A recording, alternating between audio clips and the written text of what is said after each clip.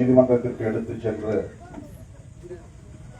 இன்றைக்கு தீர்ப்போடு வந்திருக்கிற வழக்குரைஞர் பார்வேந்தன் அவர்களே, மாவட்ட செயலாளர் எழிலரசு அவர்களே மற்றும் கட்சியின் முன்னோடிகளே, செல்வராஜ் அவர்களின் பெயரில் உயர்நீதிமன்றத்திலே வழக்கு தொடுத்து இன்றைக்கு விசாரணைக்கு வந்தது. விசாரித்த பிறகு நீதிபதி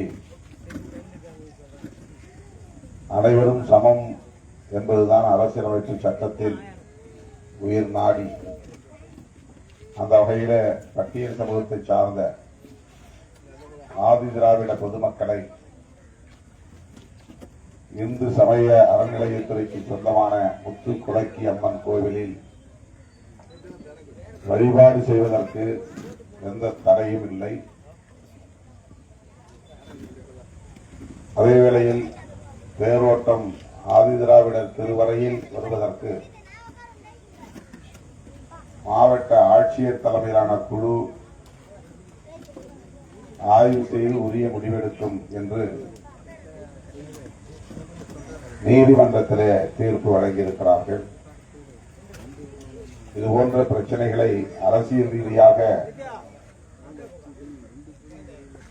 முடிவு செய்ய முடியாது. சட்டப்பூர்வமாகத்தான் முடிவு செய்திருக்கிறோம், தீர்வு கண்டிருக்கிறோம், நீதி பெற்றிருக்கிறோம். ஆகவே ஆதி திராவிடர் தெருவுக்கு தேர் வராது என்று சொல்ல மாவட்ட ஆட்சித்தலைவரால் முடியாது, மாவட்ட கண்காணிப்பாளரும் முடியாது. எந்த அதிகாரிகளாலும் அப்படி சொல்ல முடியாது. சொன்னால் அவர்கள் மீது வன்கொடுமை தடுப்பு சட்டமே பாயும். அதெல்லாம் அப்படி வர முடியாதுங்க உங்க தெருவுக்கு அப்படின்னு யாரும் சொன்னாங்கன்னா அவங்க மேல கேஸ் வரும். எனவே புத்தகத்திலே தேரோடினால் அந்த தேர் நம் தெருவுக்கும் வரும் என்கிற நம்பிக்கையோடு இருந்தேன். நம்பிக்கை வீண் போகாது. அறவழியில் நாம் போராடுகிறோம், சட்டப்பூர்வமான போராட்டத்தை முன்னெடுத்திருக்கிறோம்.